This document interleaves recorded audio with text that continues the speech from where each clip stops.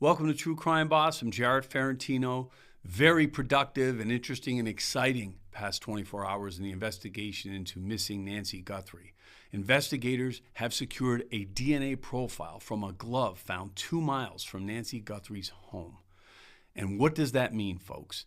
A DNA profile has already been pulled from that glove. They have DNA, and they have enough DNA that a profile of an entire individual was pulled from the glove. Now it's being processed for the next 12 to 24 hours through their final quality assurance check and making sure every protocol was complied with and that this is a good profile that was gleaned from that glove. What do investigators do exactly once that happens? They take that profile and they search the CODIS database, and you're going to hear that word a lot. The CODIS database is the Combined DNA Index System with 20 million plus DNA profiles in it of all of the convicted offenders in the country that have been arrested or missing persons or convicted of certain sex offenses. And those profiles are maintained by the FBI, and every state and local authority take DNA and run them into the CODIS system. That's what they're going to do with that information. And you may ask, what if this person has never been in trouble before? What if this person isn't in the CODIS system? And that's a great question, because oftentimes you don't have people that are in the CODIS system. Think about the Kohberger case. Brian Kohberger was not in the CODIS system.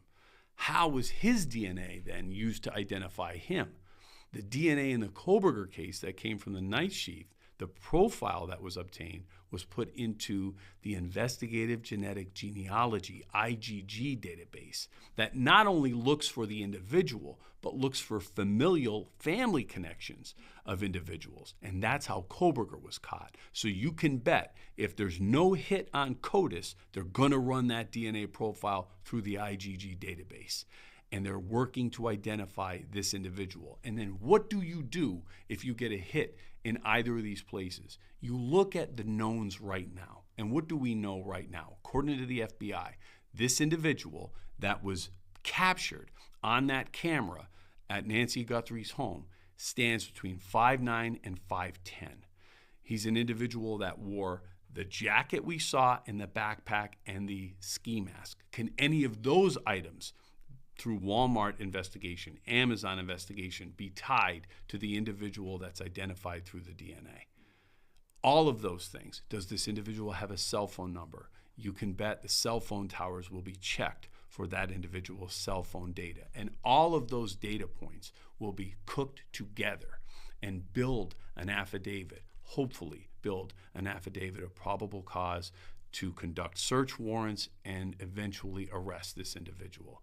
The DNA is getting us 99.9% there. We are just about there. So the hope is this investigation is moving exponentially faster over the next 12 to 24 hours. Now, is it a long shot? It's a glove. It's 2 miles away, folks. But it is a glove in Tucson, Arizona, the desert, that looks a heck of a lot like the one in that video. So investigators feel very, very good about it. So time will tell. We're going to continue to monitor this. I just wanted everyone to understand that's what's going to be happening in the next several hours.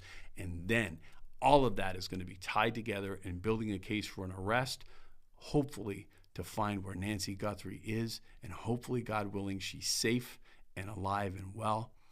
But if she's not, whoever's responsible, either way, will be held accountable. And then the prosecution begins, and that's where we come in. We're going to continue to monitor this case, and our continued prayers for Savannah Guthrie and her family tonight.